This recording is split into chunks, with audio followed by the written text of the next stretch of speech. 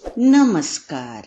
सुनो कहानी श्रृंखला के अंतर्गत प्रस्तुत है कहानी आत्माराम, जिसके लेखक हैं मुंशी प्रेमचंद जी। वेदोग्राम में महादेव सोनार एक सुविख्यात आदमी था।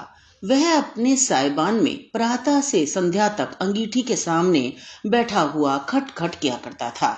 यह लगातार ध्वनि सुनने के लोग इतने अभ्यस्त हो गए थे कि जब किसी कारण से वह बंद हो जाती तो जान पड़ता था कोई चीज गायब हो गई। वह नित्य प्रति एक बार प्रातःकाल अपने तोते का पिंजरा लिए कोई भजन गाता हुआ तालाब की ओर जाता था। उस धुंधले प्रकाश में उसका जर्जर शरीर, पोपला मुंह और झुकी हुई कमर देखकर किसी अपरिचित मनुष्य को उसके पिशाच होने का भ्रम हो सकता था।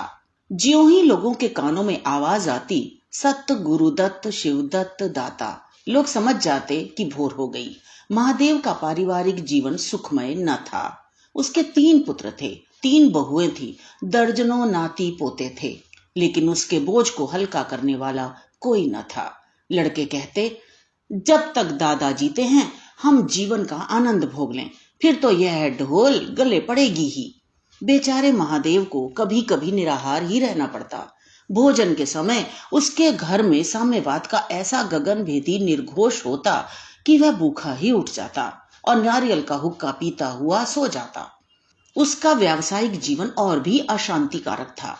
यद्यपि वह अपने काम में निपुण था, उसकी खटाई औरों से कहीं ज्यादा शुद्धिकारक और उसकी रासायनिक क्रियाएं कहीं ज्यादा कष्ट साध्य थीं। तथापि उसे आए दिन शक्की और धैर्य शून्य प्राणियों के अपशब्द सुनने पड़ते थे। पर महादेव अविचलित गांभीर्य से सिर झुकाए सब कुछ सुना करता था। ज्यों ही यह कलह शांत होता, वह अपने तोते की ओर देखकर पुकार उठता, सत गुरुदत्त शिवदत्त दाता।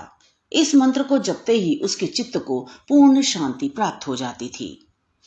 एक दिन संयोगवश किसी लड़के ने पिंजरे का द्वार खोल दिया। तोता उड़ गया। महादेव ने सिर उठाकर जो पिंजरे की ओर देखा तो उसका कलेजा सन्न से हो गया। तोता कहाँ गया? उसने फिर पिंजरे को देखा, तोता गायब था। महादेव घबरा कर उठा और इधर उधर खपरेलों पर निगाह दौड़ाने लगा। उसे संसार में कोई वस्तु अगर प्यारी थी तो वह यही तोता। लड़के बालों नाती पोतों से उसका जी भर गया था। लड़कों की चुलबुल से उसके काम में विघ्न पड़ता था। बेटों से उसे प्रेम न था, इसलिए नहीं कि वे निकम्मे थे, बल्कि इसलिए कि उनके कारण वह अपने आनंददायी कुल्हड़ों की नियमित संख्या से वंचित रह जाता था। पड़ोसियों से उसे चिढ़ थी, इसलिए कि वे अंगीठी से आग निकाल ले जाते थे। इन समस्त विघ्न बाधाओं से उसके लिए कोई पनाह थी तो यही तोता था। उससे उसे किसी प्रकार का कष्ट न होता था। वह अब उस अवस्था में था जब मनुष्य को शांति भोग के सिवा और कोई इच्छा नहीं रहती। तोता एक खपरेल पर बैठा था। महादेव ने पिंजरा उतार लिया और उसे दिखाकर कहने लगा, आ आ सत गुरुदत्त शिवदत्त दाता। लेकिन गांव और घर के लड़के एकत्र होकर चिल्लाने और तालियां बजाने लगे। ऊपर से कौओं ने कांव कांव की रट लगाई। तोता उड़ा और गांव से बाहर निकलकर एक पेड़ पर जा बैठा। महादेव खाली पिंजरा लिए उसके पीछे दौड़ा सो दौड़ा। लोगों को उसकी द्रुतिगामिता पर अचंभा हो रहा था। मोह की इससे सुंदर, इससे सजीव, इससे भावमय कल्पना नहीं की जा सकती। दोपहर हो गई थी। किसान लोग खेतों से चले आ रहे थे। उन्हें विनोद का अच्छा अवसर मिला। महादेव को चिढ़ाने में सभी को मजा आता था। किसी ने कंकड़ फेंके, किसी ने तालियां बजाई। तोता फिर उड़ा और वहां से दूर आम के बाग में एक पेड़ की फुनगी पर जा बैठा। महादेव फिर खाली पिंजरा लिए मेंढक की भांति उचकता चला। बाग में पहुंचा तो पैरों के तलुओं से आग निकल रही थी। सिर चक्कर खा रहा था। जब जरा सावधान हुआ तो फिर पिंजरा उठाकर कहने लगा, सत गुरुदत्त शिवदत्त दाता। तोता फुनगी से उतरकर नीचे की एक डाल पर आ बैठा, किंतु महादेव की ओर सशंक नेत्रों से ताक रहा था। महादेव ने समझा डर रहा है। वह पिंजरे को छोड़कर आप एक दूसरे पेड़ की आड़ में छिप गया। तोते ने चारों ओर गौर से देखा, निशंक हो गया, उतरा और आकर पिंजरे के ऊपर बैठ गया। महादेव का हृदय उछलने लगा। सत गुरुदत्त शिवदत्त दाता का मंत्र जपता हुआ धीरे धीरे तोते के समीप आया और लपका कि तोते को पकड़ ले, किंतु तोता हाथ न आया। फिर पेड़ पर आ बैठा। शाम तक यही हाल रहा। तोता कभी इस डाल पर जाता, कभी उस डाल पर, कभी पिंजड़े पर आ बैठता, कभी पिंजड़े के द्वार पर बैठे अपने दाना पानी की प्यालियों को देखता और फिर उड़ जाता। बुढ़ा अगर मूर्तिमान मोह था तो तोता मूर्तिमयी माया। यहां तक कि शाम हो गई। माया और मोह का यह संग्राम अंधकार में विलीन हो गया। रात हो गई। चारों ओर निबड़ अंधकार छा गया। तोता न जाने पत्तों में कहां छिपा बैठा था। महादेव जानता था कि रात को तोता कहीं उड़कर नहीं जा सकता और न पिंजड़े ही में आ सकता है। फिर भी वह उस जगह से हिलने का नाम न लेता था। आज उसने दिन भर कुछ न खाया। रात के भोजन का समय भी निकल गया। पानी की बूंद भी उसके कंठ में न गई। लेकिन उसे न भूख थी न प्यास। तोते के बिना उसे अपना जीवन निस्सार, शुष्क और सूना जान पड़ता था। वह दिन रात काम करता था इसलिए कि यह उसकी अंतः प्रेरणा थी। जीवन के और काम इसलिए करता था कि आदत थी। इन कामों में उसे अपनी सजीवता का लेश मात्र भी ज्ञान न होता था। तोता ही वह वस्तु था जो उसे चेतना की याद दिलाता था। उसका हाथ से जाना जीव का देह त्याग करना था। महादेव दिन भर का भूखा प्यासा, थका मांदा रह रहकर झपकियां ले लेता था, किंतु एक क्षण में फिर चौंक कर आंखें खोल देता और उस विस्तृत अंधकार में उसकी आवाज सुनाई देती, सत गुरुदत्त शिवदत्त दाता।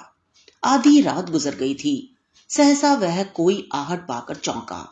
देखा, एक दूसरे वृक्ष के नीचे एक धुंधला दीपक जल रहा है और कई आदमी बैठे हुए आपस में बातें कर रहे हैं।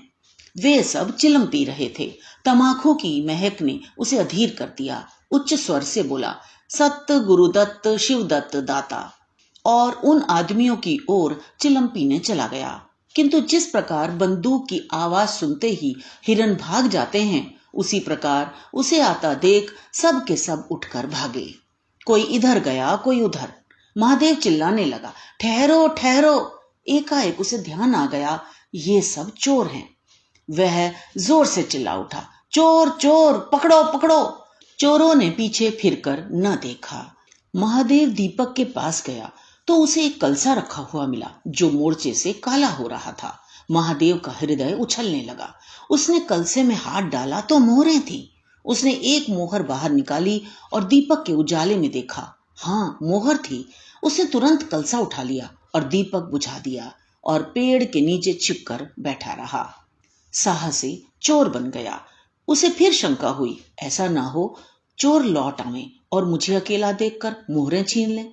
उसने कुछ मोहर कमर में बांधी, फिर एक सूखी लकड़ी से जमीन की मिट्टी हटाकर कई गड्ढे बनाए, उन्हें मोहरों से भरकर मिट्टी से ढक दिया।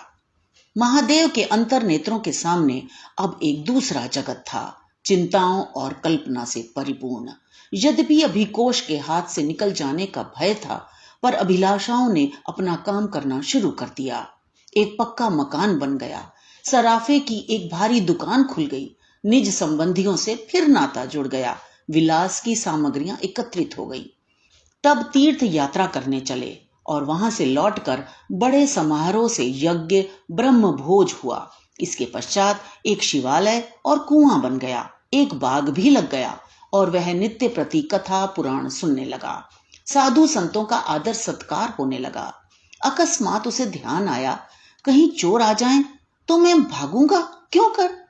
उसने परीक्षा करने के लिए कलसा उठाया और 200 पग तक बेतहाशा भागा हुआ चला गया। जान पड़ता था उसके पैरों में पर लग गए हैं। चिंता शांत हो गई। इन्हीं कल्पनाओं में रात व्यतीत हो गई। उषा का आगमन हुआ, हवा जागी, चिड़ियां गाने लगी। सहसा महादेव के कानों में आवाज आई, सत गुरुदत्त शिवदत्त दाता। राम के चरण में चित्त लगा। यह बोल सदैव महादेव की जिह्वा पर रहता था। दिन में सहस्रों ही बार ये शब्द उसके मुंह से निकलते थे, पर उनका धार्मिक भाव कभी भी उसके अंतःकरण को स्पर्श न करता था। जैसे किसी बाजे से राग निकलता है, उसी प्रकार उसके मुंह से यह बोल निकलता था। निरर्थक और प्रभाव शून्य। तब उसका हृदय रूपी वृक्ष पत्र पल्लव विहीन था। यह निर्मल वायु उसे गुंजरित न कर सकती थी, पर अब उस वृक्ष में कोंपले और शाखाएं निकल आई थीं। इस वायु प्रवाह से वह झूम उठा, गुंजित हो गया। अरुणोदय का समय था। प्रकृति एक अनुरागमय प्रकाश में डूबी हुई थी। उसी समय तोता पैरों को जोड़े हुए ऊंची डाल से उतरा, जैसे आकाश से कोई तारा टूटे, और आकर पिंजड़े में बैठ गया। महादेव प्रफुल्लित होकर दौड़ा और पिंजड़े को उठाकर बोला, आओ आत्माराम, तुमने कष्ट तो बहुत दिया, पर मेरा जीवन भी सफल कर दिया। अब तुम्हें चांदी के पिंजड़े में रखूंगा और सोने से मढ़ दूंगा। उसके रोम रोम से परमात्मा के गुणोनुवाद की ध्वनि निकलने लगी। प्रभु, तुम कितने दयावान हो, यह तुम्हारा असीम वात्सल्य है। नहीं तो मुझ सा पापी पतित प्राणी कब इस कृपा के योग्य था। इन पवित्र भावों से उसकी आत्मा विवल हो गई। वह अनुरक्त होकर कह उठा, सत्य गुरुदत्त शिवदत्त दाता, राम के चरण में चित्त लागा। उसने एक हाथ में पिंजरा लटकाया, बगल में कलसा दबाया और घर चला। महादेव घर पहुंचा तो अभी कुछ अंधेरा था। रास्ते में एक कुत्ते के सिवा और किसी से भेंट न हुई, और कुत्तों को मोहरों से विशेष प्रेम नहीं होता। उसने कलसे को एक नाद में छिपा दिया और कोयले से अच्छी तरह ढककर अपनी कोठरी में रखाया। जब दिन निकल आया तो वह सीधे पुरोहित के घर पहुंचा। पुरोहित पूजा पर बैठे सोच रहे थे, कल ही मुकदमे की पेशी है और अभी तक हाथ में कौड़ी भी नहीं। यजमानों में कोई सांस भी नहीं लेता। इतने में महादेव ने पालागन की। पंडित जी ने मुंह फेर लिया। यह अमंगल मूर्ति कहां से आ पहुंची, मालूम नहीं। दाना भी मयस्सर होगा या नहीं। रुष्ट होकर पूछा, क्या है जी, क्या चाहते हो? जानते नहीं हम इस समय पूजा पर रहते हैं। महादेव ने कहा, महाराज, आज मेरे यहाँ सत्यनारायण की कथा है। पुरोहित जी विस्मित हो गए। कानों पर विश्वास ना हुआ। महादेव के घर कथा का होना उतनी ही असाधारण घटना थी जितनी अपने घर से किसी भिखारी के लिए भीख निकालना। पूछा, आज क्या है? महादेव बोला, कुछ नहीं, ऐसे ही इच्छा हुई कि आज भगवान की कथा सुन लो। प्रभात ही से तैयारी होने लगी। वेदों के निकटवर्ती गांवों में सुपारी फिरी। कथा के उपरांत भोज का भी नेवता था। जो सुनता आश्चर्य करता, आज रेत में दूब कैसे जमी। संध्या समय जब सब लोग जमा हो गए और पंडित जी अपने सिंहासन पर विराजमान हुए तो महादेव खड़ा होकर उच्च स्वर में बोला, भाइयों, मेरी सारी उम्र छल कपट में कट गई। मैंने न जाने कितने आदमियों को दगा दी, कितने खरे को खोटा किया, पर अब भगवान ने मुझ पर दया की है। वह मेरे मुख की कालिख को मिटाना चाहते हैं। मैं आप सब भाइयों से ललकार कर कहता हूं कि जिसका मेरे जिम्मे कुछ निकलता हो, जिसकी जमा मैंने मार ली हो, जिसके चोखे माल का खोटा कर दिया हो, वह आकर अपनी एक एक कौड़ी चुका ले। अगर कोई यहाँ न आ सका हो तो आप लोग उससे जाकर कह दीजिए, कल से 1 महीने तक जब जी चाहे आए और अपना हिसाब चुकता कर ले। गवाही साखी का काम नहीं। सब लोग सन्नाटे में आ गए। कोई मार्मिक भाव से सिर हिलाकर बोला, हम कहते ना थे? किसी ने अविश्वास से कहा, क्या खाकर भरेगा, हजारों को टोटल हो जाएगा। एक ठाकुर ने ठठोली की, और जो लोग सुरधाम चले गए? महादेव ने उत्तर दिया, उसके घर वाले तो होंगे। किंतु इस समय लोगों को वसूली की इतनी इच्छा न थी जितनी यह जानने की कि इतना धन इसे मिल कहां से गया। किसी को महादेव के पास आने का साहस न हुआ। देहात के आदमी थे, गड़े मुर्दे उखाड़ना क्या जाने। फिर प्राय लोगों को याद भी न था कि उन्हें महादेव से क्या पाना है, और ऐसे पवित्र अवसर पर भूल चूक हो जाने का भय उनका मुंह बंद किए हुए था। सबसे बड़ी बात यह थी कि महादेव की साधुता ने उन्हें वशीभूत कर लिया था। अचानक पुरोहित जी बोले, तुम्हें याद है मैंने एक कंठा बनाने के लिए सोना दिया था? तुमने कई माशे तौल में उड़ा दिए थे। महादेव, हाँ याद है। आपका कितना नुकसान हुआ होगा? पुरोहित, 50 रुपए से कम ना होगा। महादेव ने कमर से 2 मोहरें निकाली और पुरोहित जी के सामने रख दी। पुरोहित जी की लोलुपता पर टीकाएं होने लगी। यह बेईमानी है। बहुत हो तो 2-4 रुपए का नुकसान हुआ होगा। बेचारे से 50 रुपए ऐंठ लिए। नारायण का भी डर नहीं। बनने को पंडित पर नियत ऐसी खराब। राम राम। लोगों को महादेव पर एक श्रद्धा सी हो गई। 1 घंटा बीत गया पर उन सहस्रों मनुष्यों में से एक भी खड़ा न हुआ। तब महादेव ने फिर कहा, मालूम होता है आप लोग अपना अपना हिसाब भूल गए हैं, इसलिए आज कथा होने दीजिए। मैं 1 महीने तक आपकी राह देखूंगा, इसके पीछे तीर्थ यात्रा करने चला जाऊंगा। आप सब भाइयों से मेरी विनती है कि आप मेरा उद्धार करें। 1 महीने तक महादेव लेनदारों की राह देखता रहा। रात को चोरों के भय से नींद न आती। अब वह कोई काम न करता। शराब का चस्का भी छूटा। साधु अभ्यागत जो द्वार पर आ जाते उनका यथा योग्य सत्कार करता। दूर दूर उसका सुयश फैल गया, यहां तक कि महीना पूरा हो गया और एक आदमी भी हिसाब लेने न आया। अब महादेव को ज्ञान हुआ कि संसार में कितना धर्म, कितना सद्व्यवहार है। अब उसे मालूम हुआ कि संसार बुरों के लिए बुरा है और अच्छे के लिए अच्छा। इस घटना को हुए 50 वर्ष बीत चुके हैं। आप वेदों जाइए तो दूर से ही एक सुनहरा कलश दिखाई देता है। वह ठाकुर द्वारे का कलश है। उससे मिला हुआ एक पक्का तालाब है जिसमें खूब कमल खिले रहते हैं। उसकी मछलियां कोई नहीं पकड़ता। तालाब के किनारे एक विशाल समाधि है।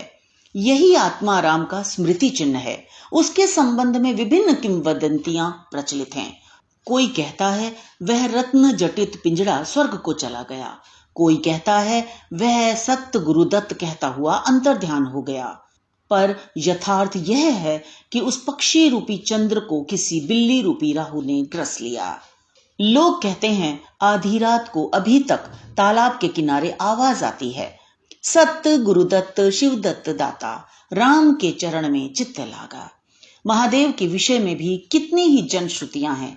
उनमें सबसे मान्य यह है कि आत्माराम के समाधिस्थ होने के बाद वह कई सन्यासियों के साथ हिमालय चला गया और वहां से लौटकर न आया। उसका नाम आत्माराम प्रसिद्ध हो गया। तो ये तो थी कहानी। मुझे आशा है आपने आनंद लिया होगा। इसी तरह हमारे साथ जुड़े रहिए। तो मिलते हैं अगली कहानी में। धन्यवाद।